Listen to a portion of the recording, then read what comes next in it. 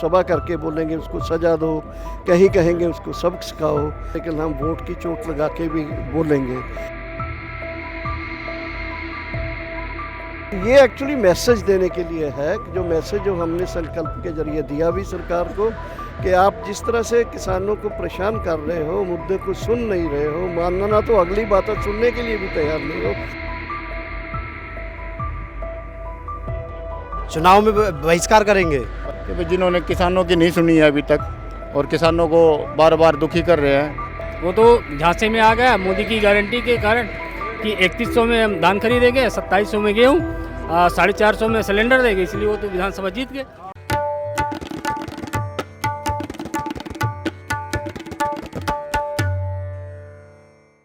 नमस्कार, the red mic में आपका स्वागत है। मैं हूं सौरभ शुक्ला।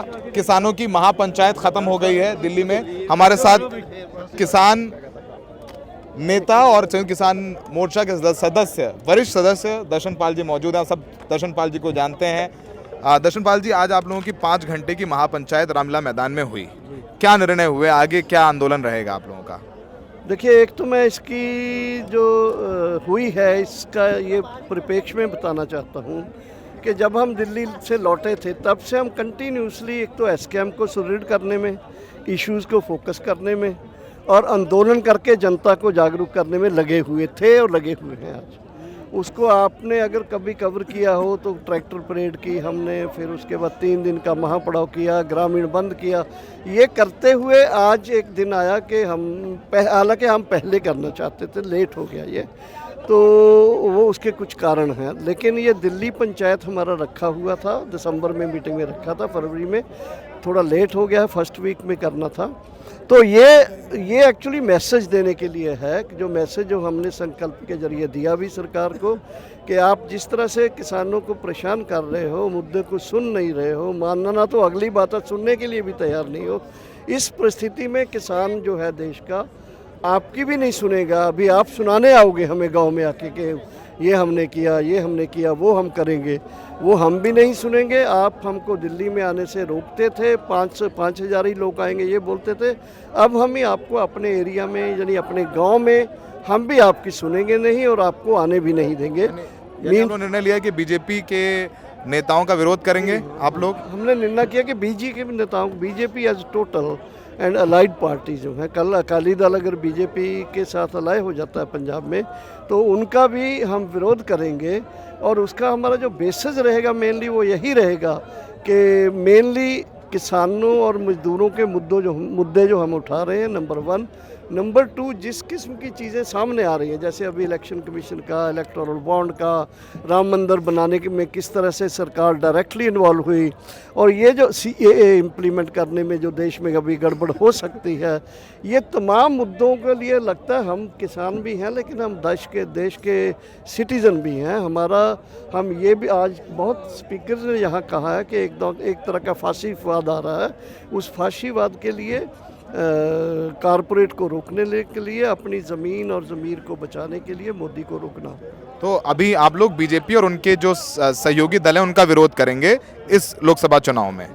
बिल्कुल करेंगे और तरीके अलग अलग होंगे। जैसे कहीं हम सभा करके बोलेंगे उसको सजा दो, कहीं कहेंगे उसको सबक सिखाओ, कहीं कुछ संगठनों को जिसमें दिक्कत नहीं है वो ये करेंगे कि हमें कॉल दिया है कि विरोध करने का, लेकिन हम वोट की चोट लगा के भी बोलेंगे।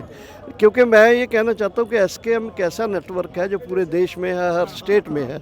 ये नेटवर्क अगर दूसरे संगठनों के साथ तालमेल करके ये पॉलिटिकल मोटिव के साथ एक आंदोलन भी करता है अपने इश्यूज़ के ऊपर और ये भी कहता है कि आप हमारी इस चीज़ों को मानते नहीं हो, अगर मान लेंगे तो फिर हम क्यों करेंगे इस किस्म में। हमारा तो मेनली क्योंकि हमारा वर्ग एक बोलिए कि आंदोलन है, लेकिन फिर भी इससे ज़्यादा अगर बात पूछना हो तो हमारे संगठन की राय है कि फिर भी हमारा as a citizen, as a जिस तरह का माहौल बना रहे हैं ये, उसके विरोध में हमें बोलना चाहिए। वो फिर एसकेएम में हम रखेंगे कि भाई चलो इसकी अभी मीटिंग करके 1-2 दिन में कंक्रीट प्लानिंग करेंगे कि कैसे करेंगे। फिलहाल आज मतलब बीजेपी का विरोध, उनके सहयोगी दलों का विरोध, आप लोगों का विरोध, ये विरोध जनरली एक टर्म यूज किया जा सकता है। तो ये दर्शन पाल जी ने बताया कि आज क्या निर्णय हुआ है।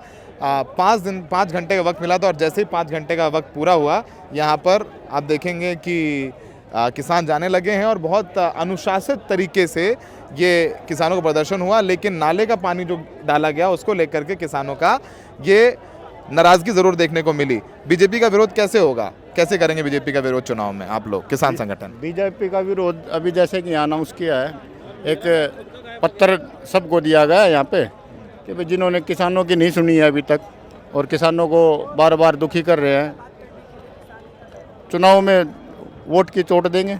वोट के चोट देंगे। यानी किसान संगठन जो है संयुक्त किसान मोर्चा ने बीजेपी के बायकॉट का की आह्वान दे दिया। बिल्कुल कर दिया, बीजेपी का बायकॉट का आह्वान कर दिया। आपने सुना किसान नेताओं को, तो यहाँ पर तमाम किसान नेता बैठे थे जिसमें राकेश टिकैत भी आए, चढ़ूनी भी आए।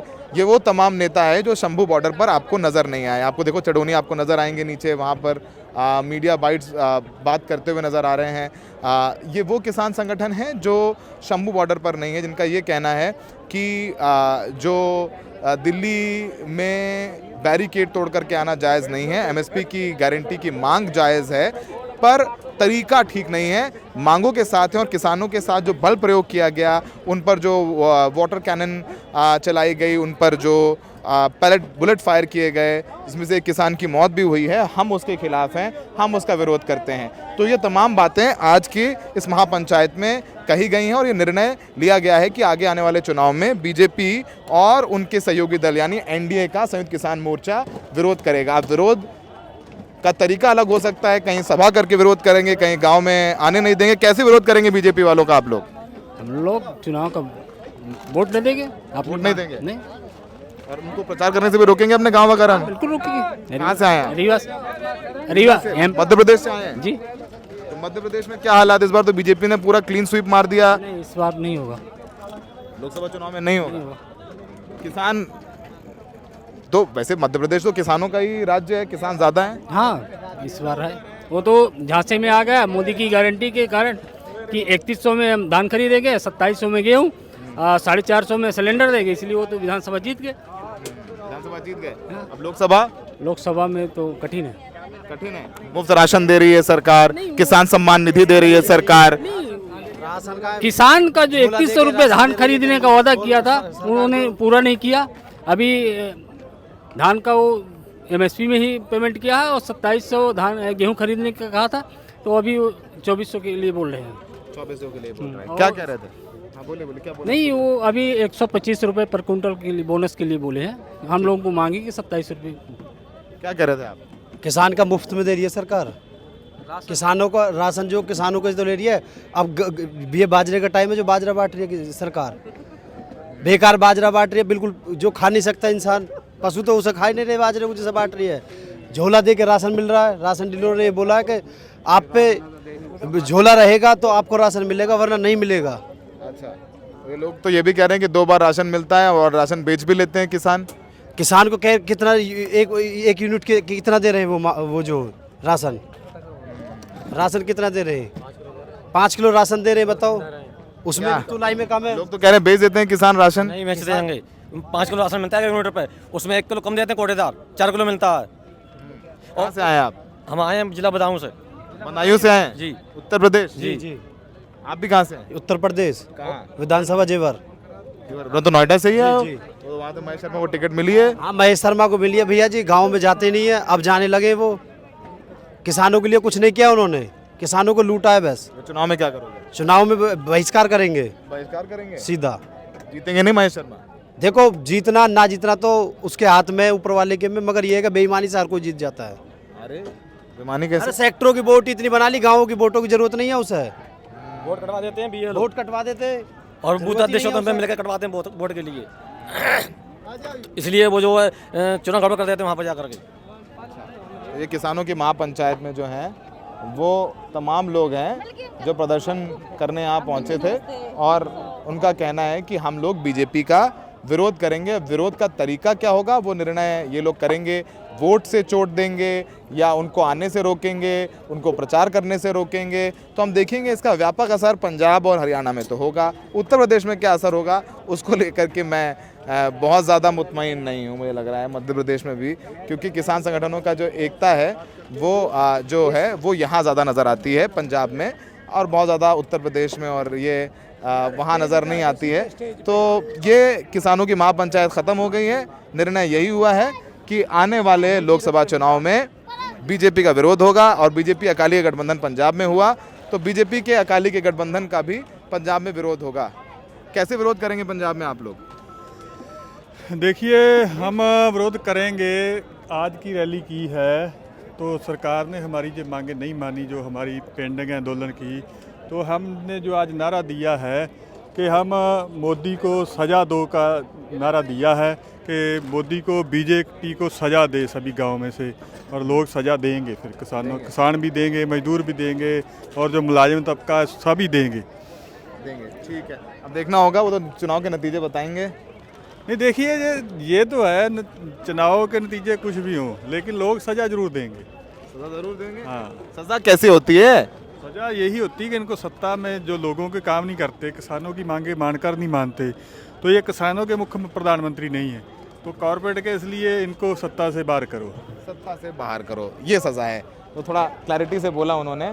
आपको नज़र आएंगे वहाँ चड़ूनी साहब भी हैं, चड़ूनी साहब भी अपनी बातें रख रहे हैं, और सारे किसान नेता ये कह रहे हैं कि भाई वोट के चोट करेंगे। अब देखना होगा कि इनका कॉल कितना सफल होता है और सफल होने के बाद उसका असर क्या होता है। पंजाब में ज़रूर इसका असर देखने को मिलेगा, लेकिन उत्तर प्रदेश और मध्य प्रदेश, राजस्थान में इसका क्या असर होगा, वो एक बहुत दिलचस्प दृश्य होगा।